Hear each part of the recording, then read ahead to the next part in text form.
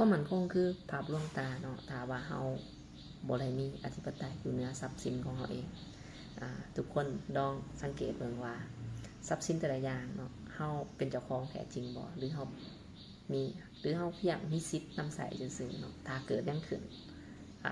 เฮายังจะสามารถควบคุมทรัพย์สินของเฮานั้นได้บ่ตัวอย่างว่าเงินในบัญชีจังซี่ตัวอย่างว่าถ้าว่าเฮาคิดว่าเฮาควบคุมได้เนาะแต่ว่าความจริงแล้วคือคนกลางเนาะก็คือธนาคารเป็นคนคุมให้เฮาจ้ะเขาสิปิดกั้นบ่หรือเขาสิให้เข้าถึงถ้าว่าเกิดหยังขึ้นจักอย่างเนาะอันนี้เฮาก็บ่สามารถสิควบคุมเฮาเองเงินเฮาเองได้จ้ะแต่ตรงกันข้ามกับ Bitcoin เนาะ Bitcoin นี่คือเฮาสามารถถ้าเฮามีคีย์ private key เนาะก็คือ seed phrase นะ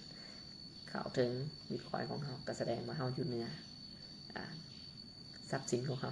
อธิปไตยของเฮาก็คือมันบ่สามารถสิบ่ต้องไปขออนุญาตไว้ว่าเฮาสิใช้เงินนี้เด้อหรือเฮาสิใช้สิ่งอันนั้นเงินของเขานี่เนาะก็แสดงว่าความมั่นคงสุดท้ายที่เฮาจะมีอยู่คือเงินถ้าว่าเงินเฮาถือยังขออนุญาตบางเรื่องมันยังขออนุญาตอยู่เนาะก็แสดงว่าเฮาบ่ได้แม่นความมั่นคงที่แท้จริงBitcoin มันก็ได้เป็นตัวหนึ่งที่ว่าเฮาเป็นเจ้าของแท้ๆเนาะคือเฮามีคีย์ครับเฮาบ่ต้องอนุญาตไผสิส่งไปให้ไผสิรับจากไผถ้าเฮายังขออนุญาตใช้เงินตัวเองก็แสดงว่ามันบ่แม่น